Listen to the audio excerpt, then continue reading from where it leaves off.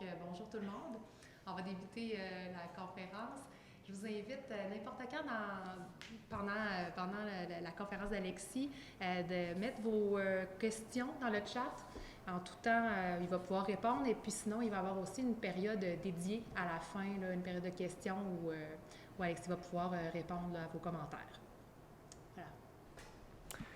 Voilà. Bonjour à tous. Je m'appelle Alexis Bilodeau, PDG de Novo. Puis aujourd'hui, je vous parle de ce qui nous passionne le plus chez Novo, développer des produits qui changent le monde.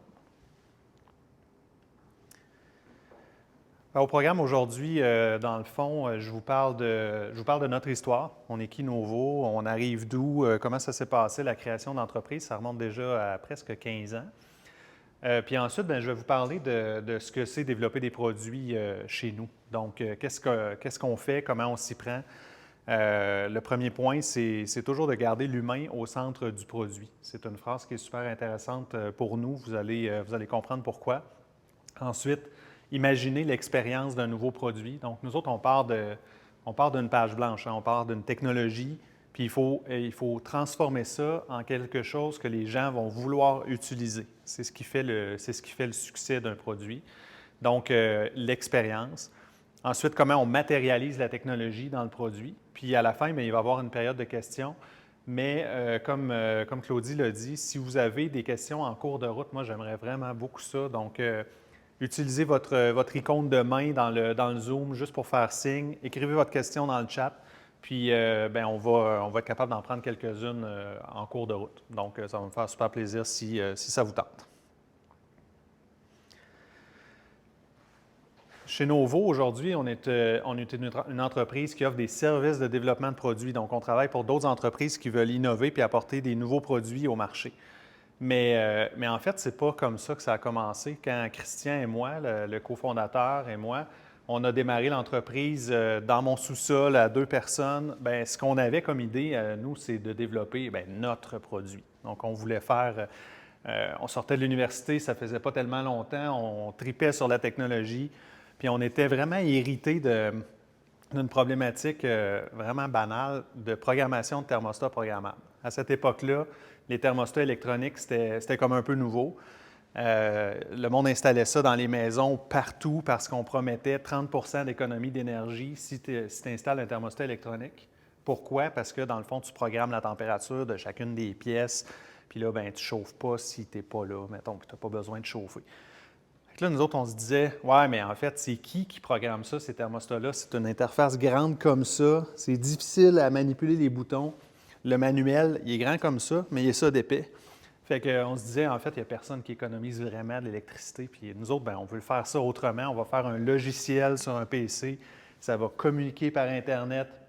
Aujourd'hui, tu sais, c'est vraiment banal. Mais en 2005, c'était ça notre idée. Fait qu'on a même... on a même fait notre étude de marché, on a appelé des contracteurs, on a dit hey, « Est-ce que vous seriez intéressé? Est-ce que c'est pertinent, un produit comme ça? » Puis tout le monde nous disait « Ouais, ben oui, c'est vraiment cool votre idée, les gars. » Nan, nan. Fait que là, jusqu'à ce qu'à un moment donné, on parle à un coach qui nous coachait parce qu'on démarrait en affaires, puis qui dit « Hey, votre idée, les gars, c'est super intéressant, mais aïe aïe, là, la route pour revenir là, ça va vraiment être difficile. Est-ce que vous le savez? » Nous autres, on ne le savait pas partout. Fait que là, on s'est dit, ouais, OK, on n'est peut-être pas rendu là, on n'a peut-être pas les moyens. On a commencé avec un oscilloscope puis 0 piastres dans le compte de banque. T'sais. Fait qu'on n'a peut-être pas les moyens de se lancer là-dedans. Fait qu'on a dit, OK, on va offrir puis on va développer des trucs pour d'autres personnes. Fait qu'on est parti comme ça. Quelque part en cours de route, en 2011, 6 ans après qu'on ait eu notre idée de thermostat intelligent, il y a eu le premier thermostat intelligent qui a vraiment eu du succès qui est arrivé sur le marché. Fait que c'est un produit qui a été développé par Tony Fadell, qui est le père du iPod, avec 20 millions dans son compte de banque. Puis 6 ans plus tard que nous autres. Fait qu'on peut dire peut-être qu'il a copié notre idée, je ne sais pas. Mais en tout cas, ce que je sais, c'est qu'on n'aurait jamais eu ce qu'il fallait comme ressource finalement pour développer un produit où est-ce qu'on créait complètement une nouvelle catégorie, là, parce que ça n'existait pas. Puis ça, c'est probablement ce qu'il y a de plus difficile. Puis chez Novo, Bien, quand il y a des breakthroughs comme ça, puis que les gens viennent nous voir pour qu'on développe leurs produits, bien, c'est vraiment ce qui est le plus trippant, là, parce que, tu sais, on reçoit des gens qui disent « Hey, moi, tu sais, je développe quelque chose qui n'existe pas. » C'est vraiment ce qui est le plus stimulant, mais on sait aussi que c'est vraiment ce qui est le plus difficile. Fait que, on l'a appris en cours de route. C'était quand même une anecdote intéressante. On a démarré en 2005. Dans mon sous-sol, 2 personnes. En 2007, on embauche notre premier employé, puis là, on se dit hey, il ne va pas rentrer dans ma maison à tous les jours. Fait qu'on a, on a ouvert des bureaux, nos premiers bureaux au centre-ville de Trois-Rivières. Puis Christian et moi, on est 2 personnes de génie électronique, fait qu'on développait surtout des boards. Puis notre premier employé, qui est ici, Jean-François, amenait l'expertise de logiciels embarqués dans l'équipe. Fait que c'était quelque chose de nouveau. En 2009, on s'est dit ouais, OK, c'est cool, on fait des projets, on développe des boards, on développe du logiciel, mais comment on fait pour trouver des nouveaux contrats, en fait? On n'est pas personne des vendeurs. Fait qu'on on a amené dans l'organisation notre première force de vente. On était 5 personnes à ce moment-là. En 2011, on a décidé, on a réfléchi beaucoup sur où est-ce qu'on voulait s'en aller. On a regardé différents secteurs d'activité. Puis on s'est dit que, en fait, ce qui nous faisait vibrer le plus comme développeur, comme personne, c'est le secteur médical. Au sens des affaires, ça faisait beaucoup de sens parce que c'est un secteur qui n'est pas accessible à tout le monde, puis ça prend une expertise particulière. Mais au sens personnel aussi, ça générait pour moi, puis pour mes collègues à ce moment-là, ça générait quelque chose vraiment de particulier parce que de savoir qu'on est capable de travailler puis de mettre au monde des produits justement qui ont un impact sur la vie des gens, sur leur pronostic, sur leur temps d'hospitalisation. Ça a vraiment quelque chose qui venait nous toucher particulièrement. Fait qu'on on a eu par la chance, comme ça arrive souvent, un premier contrat médical qui nous est tombé dans les mains. On l'a fait de manière amusante. C'est le projet de l'histoire, c'est le projet le plus long de l'histoire de Novo. Il a commencé en 2011, puis il n'est pas encore fini. Mais ça, encore, les raisons m'échappent un petit peu. Mais depuis ce temps-là, on en a fait vraiment beaucoup d'autres, puis on a graduellement augmenté notre expertise dans le domaine médical. En 2013, on a ouvert nos bureaux à Laval, mais surtout ce que ça signifiait, au-delà d'autres bureaux, c'est d'amener des gens en design industriel puis en ingénierie mécanique à notre expertise qui était vraiment en plus centrée sur l'électronique puis le logiciel. Puis là, tout d'un coup, au lieu d'être une petite pièce dans un puzzle d'une équipe de développement de produits, là, on était l'équipe de développement de produits. Fait que ça, c'était vraiment le fun. En 2015, je pense qu'il ne s'est rien passé. À part qu'on a été nommé 49e dans le palmarès Profit 500 comme des entreprises qui avaient connu la plus grande croissance dans les 5 dernières années. En 2017, 80 de notre business était dans le secteur médical, puis c'est encore le cas aujourd'hui, c'est qui on est. Puis en 2019, on a ouvert la maison de Novo, ici au centre-ville. C'est le lieu dans lequel on se trouve présentement, qui est vraiment un endroit qui nous remplit de fierté parce que c'est comme la concrétisation de ce qu'on avait comme vision, comme un milieu de vie, un milieu de travail, si on veut. Donc, c'était vraiment quelque chose d'important pour nous. Puis là, ça a été un peu vidé par la situation présente, mais tranquillement, il y a des gens qui reviennent, puis on est vraiment heureux de se retrouver puis de se croiser entre les murs ici chez Novo. Aujourd'hui, on est une firme stratégique de design puis d'innovation de produits. On offre de la stratégie de produits. Alors, ça, en fait, la stratégie de produit, c'est la question pourquoi on veut faire ce produit-là puis à qui ça s'adresse. Ensuite, on a tous les services d'expérience utilisateur puis de design, comment ça fonctionne, comment les gens l'utilisent, puis d'innovation et d'ingénierie qui est notre racine, en fait. Là. Donc, tout le développement électronique, le développement logiciel, l'ingénierie mécanique, etc. Mais surtout qui on est aujourd'hui, c'est une 50aine de personnes qui sont des créatifs, des curieux, des inventifs, des collaboratifs, qui sont tous unis par le but finalement de développer ces technologies-là puis de les mettre au monde. Donc ça, c'est Novo. Ensuite, je vous donne l'ingrédient de notre recette magique. C'est pas compliqué, il y en a un. Puis c'est de garder l'humain toujours au centre du développement de produits. Quand on a commencé notre carrière chez Novo, le développement de produits, c'était de l'ingénierie. Puis nous autres, on ne comprenait pas ça. Dans le fond, nos clients, les gens qui voulaient développer quelque chose, ce qu'ils voulaient, c'est nous donner un cahier des charges. C'est-à-dire de dire, bien, le produit doit avoir cette forme-là, cette couleur-là, il doit consommer tant de courant, blablabla. Bla, bla, bla. Mais nous autres, on ne comprenait pas cette logique-là où est-ce que, dans le fond, on n'avait même pas accès à mais c'est qui l'utilise, ce produit-là, au bout de la ligne? Puis c'est là où on s'est dit, bien, en fait, nous autres, ce n'est pas la recette qu'on veut offrir.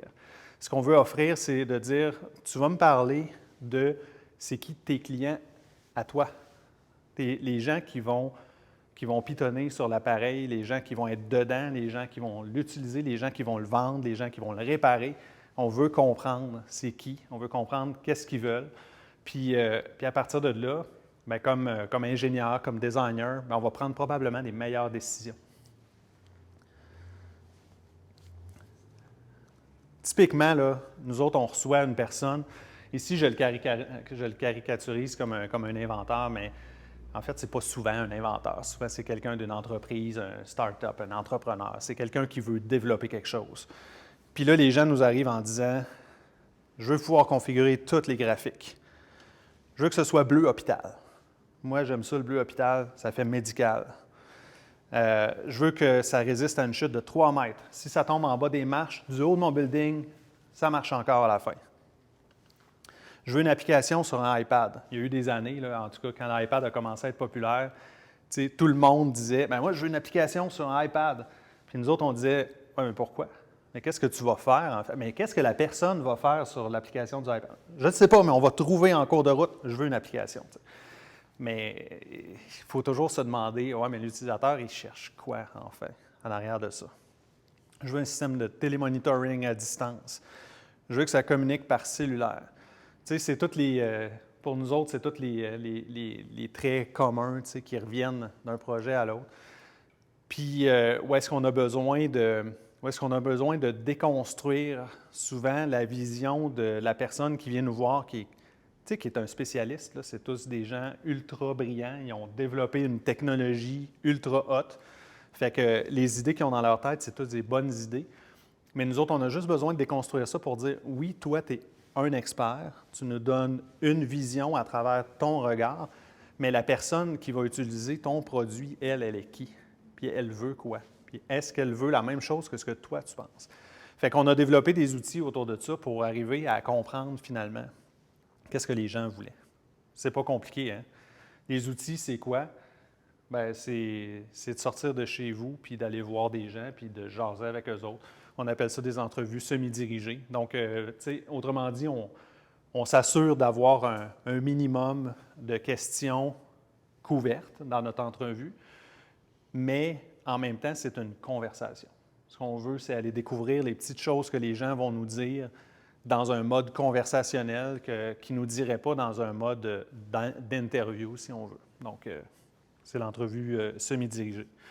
Fait que, par exemple, pour un produit médical qu'on a développé, que vous allez voir, là, qui revient au fil de la présentation, c'est un appareil qui automatise l'administration d'oxygène à un patient.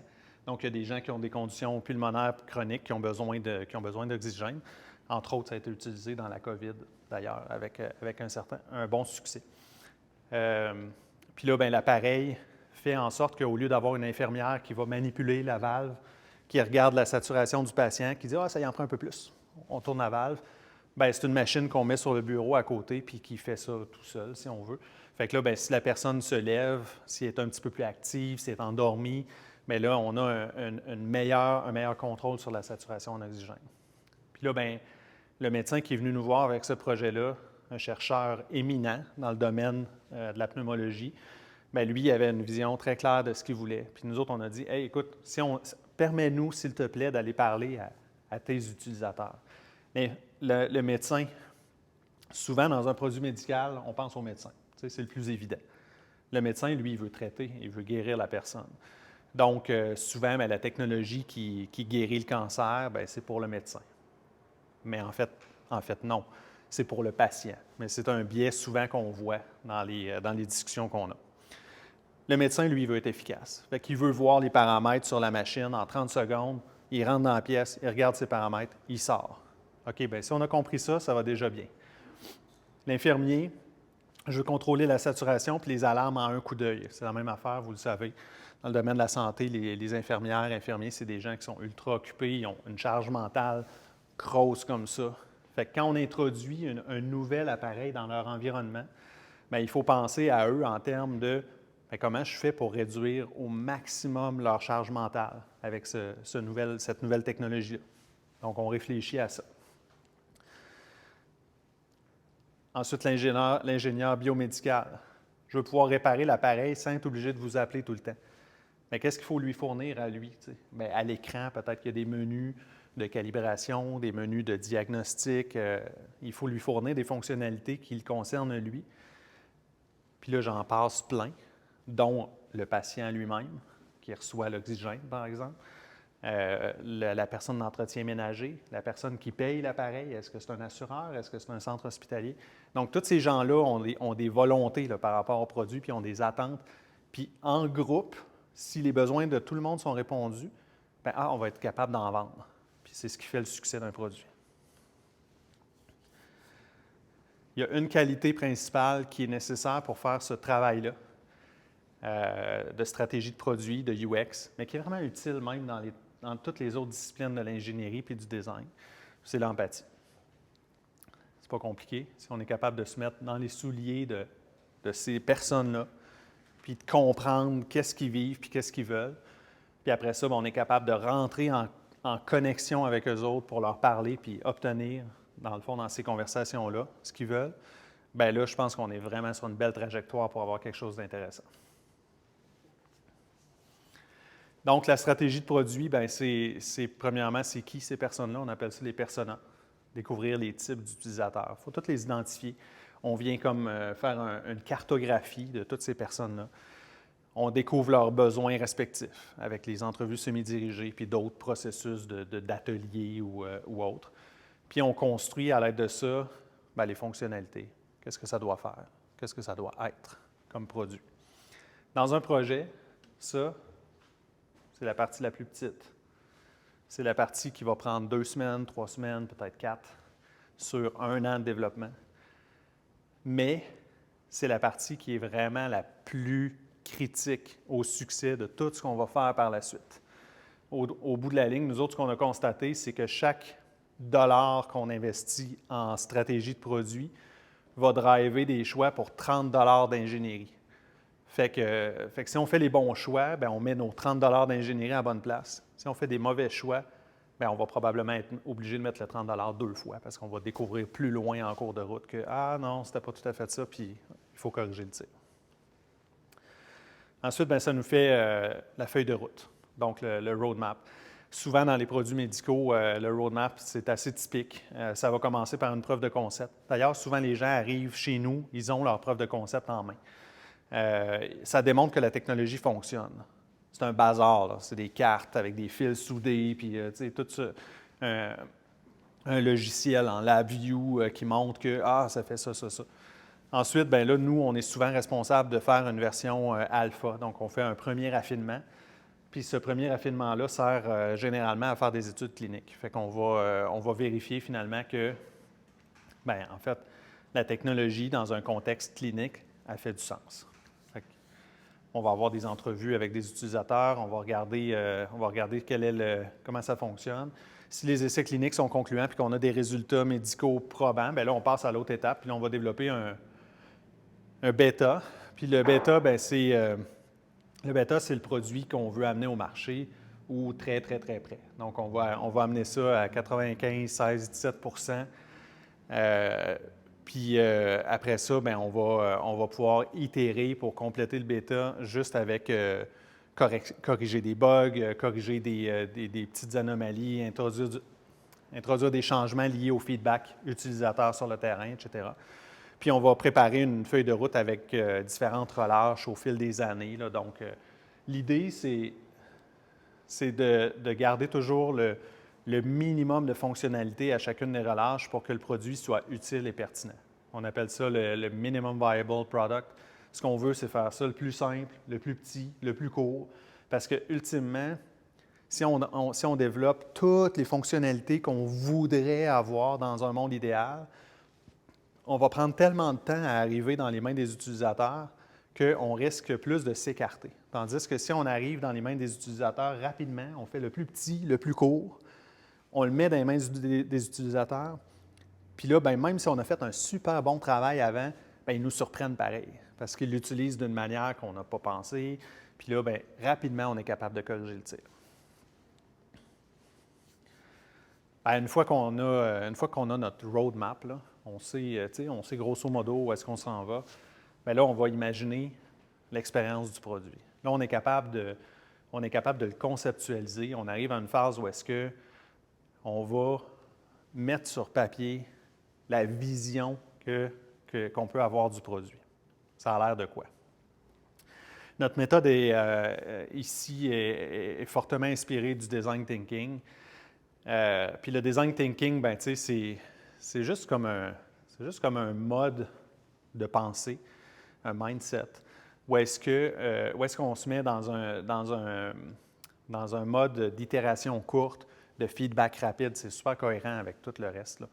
L'idée, c'est toujours d'avoir du feedback rapidement des parties prenantes, des experts, des utilisateurs. Fait qu'on va commencer par démontrer de l'empathie, connecter. Ça, c'est l'étape d'avant dont je vous ai parlé. On va définir quelque chose, on va sortir des idées, on va prototyper. À cette étape-ci, bien, prototyper, c'est faire des sketchs, faire des schémas d'architecture, c'est matérialiser, si on veut, notre vision du produit. Puis après ça, bien, on va tester. On va mettre ça dans les mains là, de gens qui peuvent nous donner de la rétroaction utile. Puis là, ils vont nous dire ah non, moi, j'aime pas ça. Ah non, ça prend une poignée. As-tu pensé? Là, c'est sur le bureau, mais il faut que je le trimballe d'une chambre à l'autre. Fait que là, OK, on sketch la poignée. T'sais. Si je suis au niveau du sketch, bien, sketcher une poignée sur un produit, ça va super bien. Si mes moules sont faites parce que là, je l'ai tout développé puis il me manque une poignée, oh, c'est bad. Un petit truc qu'on fait ici puis qui nous sert vraiment beaucoup, c'est que, normalement, les disciplines du design, chez nous, on fait du design industriel puis du design UX, donc on design le produit. Bien, souvent, c'est fait dans un mode un peu en cascade. Il y a une itération de design qui se fait, donc on donne un look au produit, on lui donne une enveloppe, on lui donne un sens. La même chose est vraie au niveau du UX, donc on design des interfaces, un flow de navigation dans un logiciel, etc., etc. Puis là, bien, après ça, il y a des ingénieurs et des développeurs qui passent en arrière et qui disent « Ta boîte est trop petite ». En fait, c'est toujours ça qu'ils disent. « Ta boîte est trop petite ». C'est toujours la même chose. Fait qu'à force de voir ça, bien, on s'est dit en fait, pourquoi on ne ferait pas les deux en simultané? Nous autres, notre force, c'est d'être capable d'avoir des ingénieurs en électronique et en mécanique qui sont là à côté du designer. Fait que pourquoi on ne travaille pas ensemble, en fait? Fait qu'on a commencé à faire ça, puis tout d'un coup, bien là, on a d'un côté les ingénieurs, les cerveaux techniques qui inventent, bien OK, je vais m'y prendre de quelle manière, je vais mettre quelle technologie, je vais mettre quel framework dans mon logiciel, qui travaillent en même temps que le designer UX puis industriel, qui, eux autres, commencent à faire une enveloppe. Puis ça permet aux deux de faire quelque chose qui fait beaucoup plus de sens. Parce que là, bien, je le sais à peu près qu'est-ce que je vais mettre comme système mécanique puis électronique dans mon produit. Donc, je suis capable de faire la boîte assez grosse. Ça ne marche jamais à 100 %, toujours un petit peu trop petite. Mais ça améliore vraiment beaucoup l'efficacité qu'on a. Puis à la sortie de notre étape de design, bien là, on a quelque chose qui est matérialisable. T'sais. Là où, dans nos débuts, là, quand on a commencé à faire l'intégration de ces affaires-là, bien justement, là, le travail de design, il se rendait bien loin. Puis là, à un moment donné, quelqu'un disait « Hey, sérieux, ça ne rentre juste pas, là, je ne peux pas faire le board de cette grosseur-là. » OK, bien, je recommence. Je m'en vais grandir. Ah, ça ne look plus pareil. Ah, le client n'est peut-être pas d'accord. Fait que ça c'est pas bon. T'sais. Si on est capable de converger, ça va mieux. Tester tôt, puis tester souvent.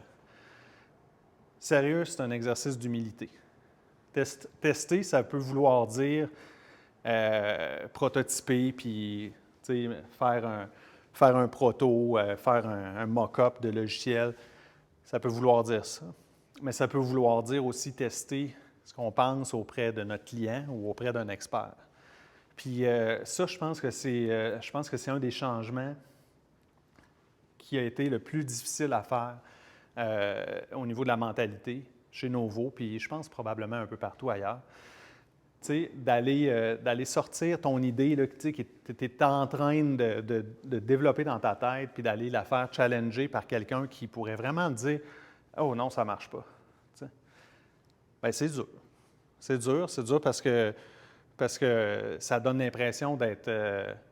en fait, ça donne l'illusion d'être moins bon. Parce que là, tu te fais dire « Hey, non, by the way, c'est pas exactement ça que je voulais. » Mais en fait, tu es vraiment meilleur. T'sais. Parce que si tu regardes sur une échelle de quelques semaines, à quelle vitesse tu vas converger vers la bonne solution de cette manière-là, en fait, tu clenches tout le monde. T'sais. Fait que là, on a commencé à le faire, puis les résultats sont incroyables. Entre autres, en ingénierie, ça paraît, mais ça paraît moins. Mais entre autres, au niveau du design, je design quelque chose, je le trouve beau, je le trouve hot.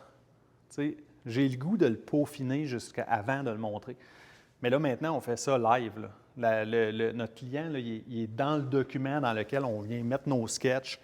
Puis là, on y parle là, à tous les 2-3 jours. « Hey, regarde, je m'en vais dans cette direction-là. » Ça converge vraiment plus vite. Puis c'est vraiment plus le fun en plus parce que le client, au lieu d'être le client, là, qui est l'autre bord de la table, bien là, tout d'un coup, il est dans notre équipe.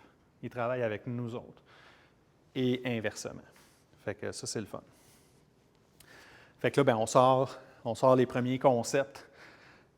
Puis grâce à cette méthode-là, bien là, il y a quelqu'un qui va nous dire peut-être « Hey, ça prend une poignée. » Fait que là, bien, on est capable, dans nos sketchs rough, on a passé pas beaucoup de temps, là, on a mis une journée ou 2 jours peut-être.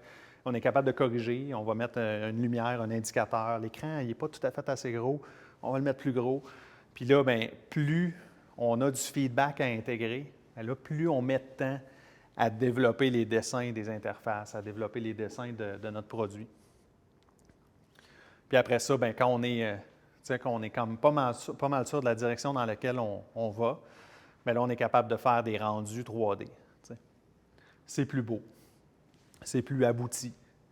Puis en même temps, bien, on est vraiment pas mal plus sûr que on s'en va vers la bonne solution.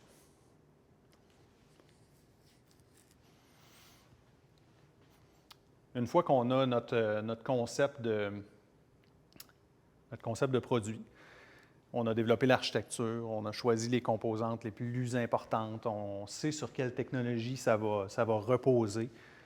Puis en même temps, bien, on l'a vu, on voit le look and feel, on voit c'est comment en gros, on voit tout ça. Bien là, on est capable de passer dans l'étape de matérialiser la technologie comme telle. Fait qu'on va, c'est là où on va faire l'ingénierie, là, t'sais. La première étape, bien, c'est de s'organiser. On a essayé au fil des ans toutes sortes de méthodes de gestion du travail. Aujourd'hui, bien, une cinquantaine de personnes réparties sur 30-40 projets. Bien, c'est quand même toute une jonglerie là, pour savoir qui travaille sur quoi, comment, tout ça. Aujourd'hui, bien, on est dans un mode vraiment agile, qu'on aime beaucoup. On a migré tranquillement vers 2 concepts vraiment importants au niveau de faire de l'ingénierie. Le premier, c'est l'agilité, dans le fond. On a des gens là, chez Novo là, qui ont 10, 15, 20 ans d'expérience en développement de produits. On est bon là, à faire un plan de projet là, sur 9 mois, puis tout comment ça s'organise, puis comment ça se cascade. On est bon à le faire, mais un développement de produit, c'est un processus tellement dynamique que même si on est bon, bien, ce qui va se passer dans 2 semaines, ce ne sera pas ce qui est dans le plan. Fait que là, même si on essaie de se convaincre là, qu'on va faire notre plan encore plus détaillé pour que ça marche encore mieux, mais ce n'est pas ça qui arrive parce qu'il y a de la nouvelle information qui arrive des utilisateurs, il y a de la nouvelle information qui arrive de notre client, il y a des tests qu'on fait sur le terrain. Fait que ce que j'ai prévu de faire dans 4 semaines, là, ça a peu de chances de se matérialiser exactement à ce moment-là. Fait que là, bien, depuis qu'on est passé dans un mode agile, ça fait vraiment des années là, qu'on expérimente avec ça, puis là, bien, ça commence à être assez bien incarné. Bien là, on planifie de manière détaillée ce qui se passe de 2 semaines en 2 semaines. Fait que qu'est-ce que je vais faire pour les 2 prochaines semaines? Puis après ça, bien, à la fin, on fait des constats. On dit, bon, bien, OK, on est rendu là. OK, ça colle sur le plan, ça colle pas, on s'ajuste. Puis après ça, bien, on fait un autre 2 semaines, puis ainsi de suite. Fait qu'on a une vision grossière sur 1 mois et demi. Puis les deux prochaines semaines, on a une vision détaillée. Fait que ça, c'est sûr que c'est le premier concept important. Puis le deuxième, bien, c'est de briser des silos. Tu sais, on est une organisation avec des gens de spécialisation très différentes. On a des gens de design, on a des gens de prog, on a des gens d'électronique. Puis, sérieux, même si on fait ça depuis 10 ans, là, tous ces gens-là qui travaillent ensemble, mais travailler vraiment ensemble, c'est pas si facile que ça. Parce qu'on a des préoccupations différentes. Quand on est un designer, on se préoccupe de certaines choses. Quand je suis un développeur logiciel, je me préoccupe de d'autres types de choses. Donc on veut vraiment qu'il y ait une connexion entre tous ces gens-là. Puis là, bien, maintenant, on forme des équipes de projet vraiment complètement multidisciplinaires. Fait que, si je développe mon produit pour délivrer l'oxygène, bien, je vais avoir deux ingénieurs mécaniques, 2 ingénieurs électroniques, 3 personnes de logiciel. Puis ces gens-là forment une équipe. Puis c'est eux autres qui développent ce produit-là. Puis c'est eux autres qui planifient les sprints. Fait qu'ils se parlent à chaque 2 semaines. OK, sur quoi on va travailler? Fait que là, quand il y a des décisions à prendre ou des choses importantes entre les différentes expertises, bien là, on a des occasions de le faire. Ça permet de... Bien, en fait, c'est dans cette étape-là où est-ce qu'on développe toutes les composantes. Chaque produit a des centaines de composantes. Donc, les composantes logicielles, les composantes mécaniques, tout le système de fixation, le système d'évacuation de chaleur, le système... Fait qu'on divise tout ça en sous-systèmes, puis là, bien, nos équipes partent, puis on développe les boards, les logiciels, les pièces mécaniques, etc. Puis là, bien, ça commence à prendre forme, là. On commence à le voir, notre produit. On arrive vers la fin, à cette étape-là. Tantôt, je parlais de l'empathie. Je parlais de l'humilité. Puis, la dernière qualité, je dirais, la plus importante pour être dans une équipe qui a du succès, bien, c'est une forme de courage qui nous permet d'embrasser l'incertitude. Souvent, puis ça, là, comme humain, là, c'est un travail à faire quand même. Parce que comme personne, souvent, on a tendance à vouloir se protéger puis faire ce qu'on sait faire en premier. Donc, si je suis confortable si je suis confortable à développer tel truc, bien, je vais le développer tout de suite. Je vais faire ça en premier parce que ça va bien aller, puis je vais pouvoir montrer que ça va bien mon projet parce que j'ai fait le bout là, où est-ce que ça avance bien. T'sais. Mais en fait, nous autres, ce qu'on attend puis ce qu'on demande, c'est le contraire, en fait. C'est, ouais, mais fais ce qui va mal aller en premier. Fait comme ça, on est tôt dans le projet, on est tôt dans le budget, on est tôt dans l'échéancier. Puis là, bien, si ça va mal, puis des fois, ça va mal.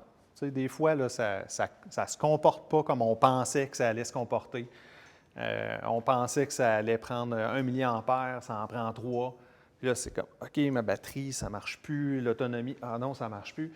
Bien là, on a l'occasion de converger vers une solution tout de suite. Tandis que si je fais tout mon design, tous les autres trucs faciles, puis après ça, j'arrive à mon problème de courant, par exemple, bien là, c'est vraiment probable que j'ai besoin de défaire du travail que j'ai déjà fait en amont parce que là, je vais dire, oups, là, OK, il faut que j'optimise, là, ça ne marche pas mon affaire. Tu sais. Fait que là, ben, je reviens en arrière, puis ça, c'est pas bon. Fait que nous autres, on dit, ben, il faut être capable de s'aventurer en dehors de la zone de confort. Il faut être capable de dire, hey, je ne le sais pas.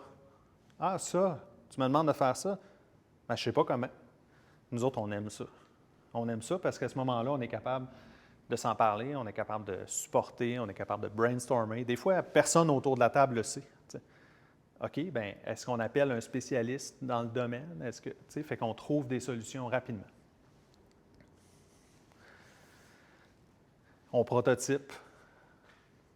Je pense qu'il n'y a pas de moment plus réjouissant comme organisation que quand on reçoit des protos ou quand on met un logiciel live dans le cloud ou quand c'est matérialisé, là, le fun commence.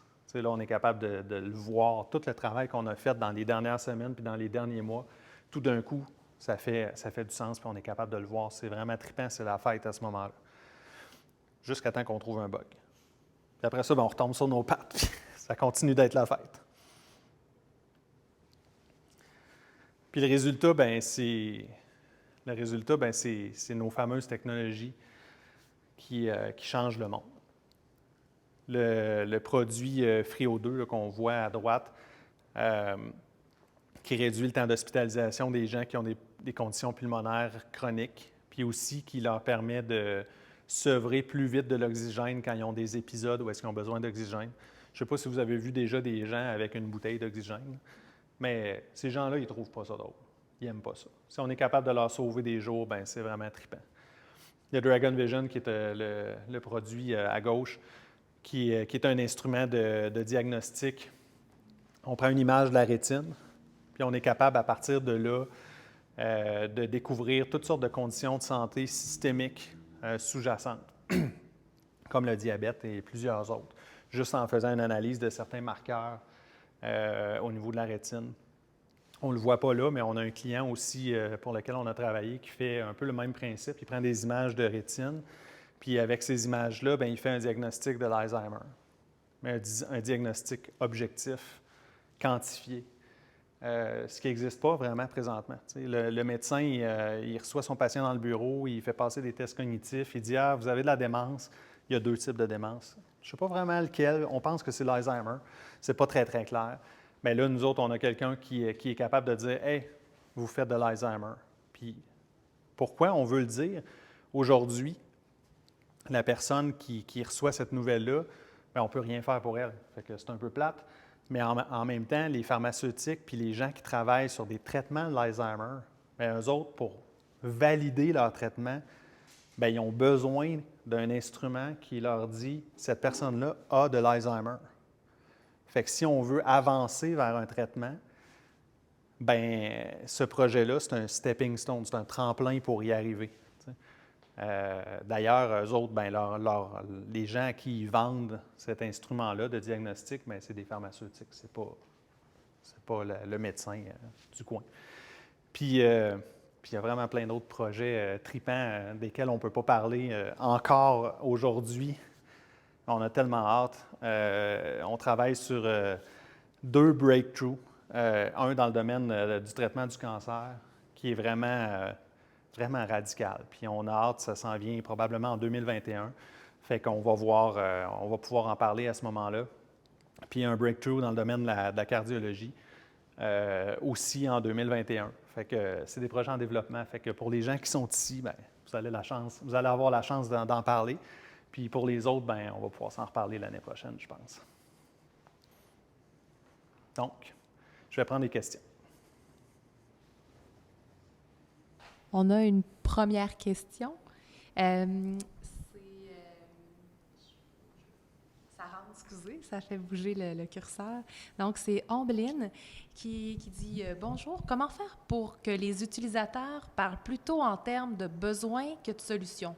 Par exemple, dire plutôt « j'ai besoin de transporter l'appareil » plutôt que « je veux une poignée ». Est-ce que c'est vous qui faites la traduction pour ne pas se fermer des portes au niveau des solutions? C'est une question super intéressante parce que les gens ont vraiment tendance à s'exprimer en termes de solutions et non pas en termes de besoins, spécialement quand notre interlocuteur, c'est quelqu'un de technique. Donc, quand notre fondateur de start-up, c'est un ingénieur de l'ETS. Je les aime, les ingénieurs de l'ETS. Mais tu sais, eux autres, ils savent comment on va le faire. T'sais. Des fois, c'est la bonne solution. Des fois, c'est pas la bonne solution. En fait, à cette étape-là, c'est pas important. Puis, pour répondre à la question, bien, c'est vraiment la finesse de l'entrevue semi-dirigée. T'sais, nous autres, on paraphrase, on reformule, puis on repose des questions sous un angle différent qui nous permet de le faire émerger le besoin qui était souvent caché en dessous de la solution. Fait que c'est une petite... c'est une magie relationnelle, conversationnelle, puis on arrive à le faire. Puis avec l'expérience, ben, ça devient éventuellement quand même plus facile de faire aussi. Donc, une deuxième question de Simon. Là, je me fais sa voix. Il dit, premièrement, merci pour la conférence. C'est intéressant d'entendre votre parcours et ce que vous avez accompli en 15 ans. Je voudrais savoir comment vous déterminez la valeur de ce que vous réalisez pour le client pour vendre vos services.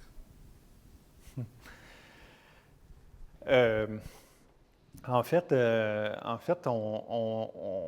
on place toujours chacun des mandats. Ça aussi, c'est intéressant parce que ça n'a pas toujours été comme ça. Tu sais, quand on a commencé, on se disait, bon, les gens ont l'air de charger 75$ de l'heure, bien, on va charger 75$ de l'heure, puis on va essayer d'estimer le nombre d'heures, puis on va voir. Tu sais.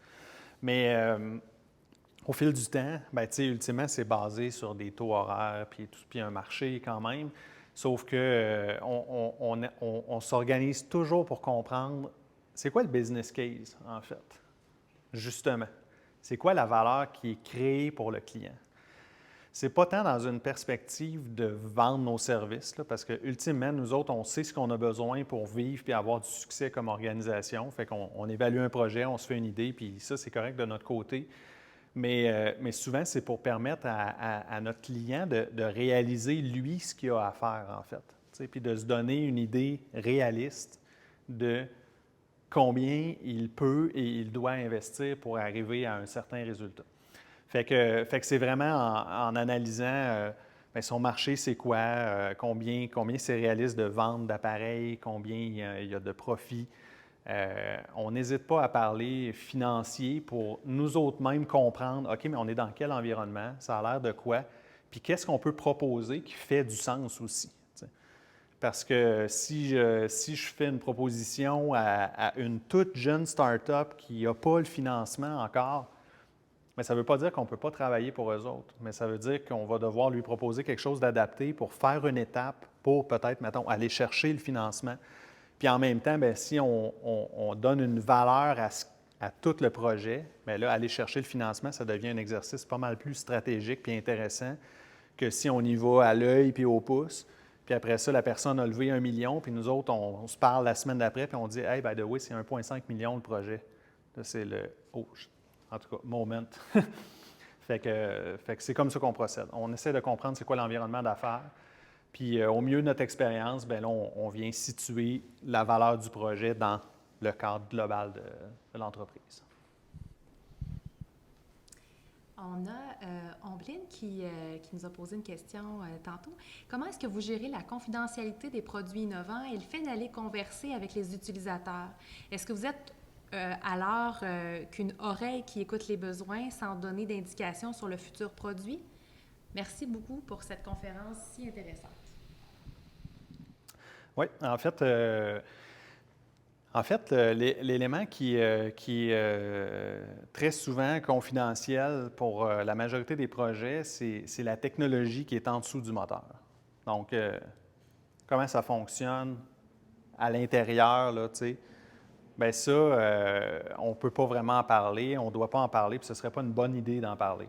Mais quand on parle de besoins, quand on parle d'aller parler à un chirurgien puis de lui dire « Hey, on aurait une idée d'un dispositif qui vous permet de mesurer la pression dans la chambre musculaire pour pas qu'une personne fasse une condition qui peut mener à une amputation, par exemple. » on a une idée de ça, puis on aimerait vous poser quelques questions. Bien, on va vraiment rester puis garder la conversation. En fait, l'important, ce n'est pas de savoir le truc qui vient mesurer la pression dans la chambre musculaire, comment il fonctionne. La question, c'est de savoir quelles questions je dois poser, puis qu'est-ce que je dois savoir, la forme de la poignée, le flow. Le chirurgien, il fait quoi pour cette intervention-là présentement? Il utilise quoi? Ça fonctionne comment? Comment je fais pour lui mettre un produit dans les mains pour lequel il ne va pas avoir l'impression d'être ralenti? Je vous parle d'un vrai projet, là, parce que dans le fond, il y a des gens qui arrivent polytraumatisés d'accidents de la route, par exemple, comme ça. Puis, ils ont un édème dans un muscle qui gonfle, puis ça peut vraiment comme détruire les tissus musculaires. Fait qu'à ce moment-là, on veut, si la personne a trop de pression, on ouvre puis on soulage la pression. Oui, je sais. C'est pas... fait qu'on va poser des questions qui sont centrées sur, bien, en fait, le chirurgien, il fait quoi présentement? Il aimerait quoi? Comment il voudrait visualiser la pression? Quel suivi il voudrait faire, par exemple, pendant que la personne est aux soins intensifs? Fait que c'est vraiment des questions de compréhension et non des questions de technologie. Donc, la confidentialité n'est pas touchée. Dans certains cas, ça l'est. Puis à ce moment-là, il faut vraiment rentrer plus profond dans le sujet. Puis à ce moment-là, bien, on va mettre des ententes de confidentialité en place, puis les gens, bien, là, ils vont être liés contractuellement pour prendre part à ces discussions-là. Ce n'est pas la majorité des cas. Donc, envisagez-vous, c'est M. Phil Boutin, envisagez-vous d'agrandir votre entreprise dans la région de Québec?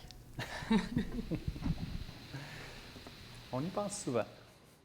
On y pense souvent. On a une présence à Trois-Rivières puis à Laval présentement. Trois-Rivières, c'est vraiment pas loin de Québec. C'est 1h15.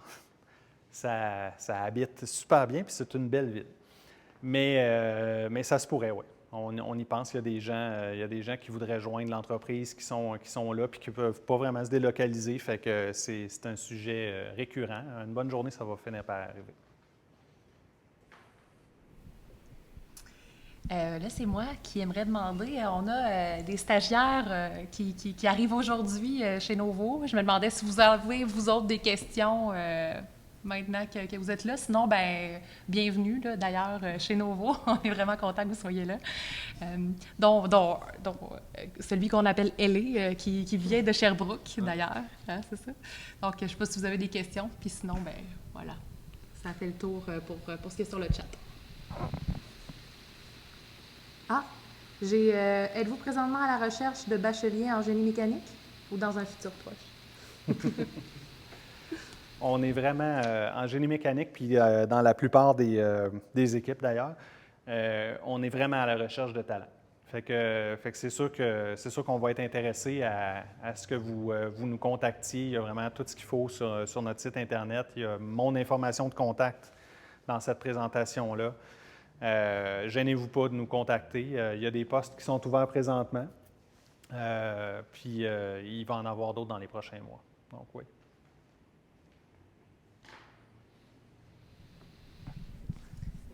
Merci beaucoup. Si vous avez des dernières questions, sinon, bien, merci d'avoir été là à tout le monde. C'est vraiment un merci à Macam qui sont présents avec nous puis qui ont participé à cette aventure du live Zoom. Voilà. Merci, Alexis. Merci beaucoup.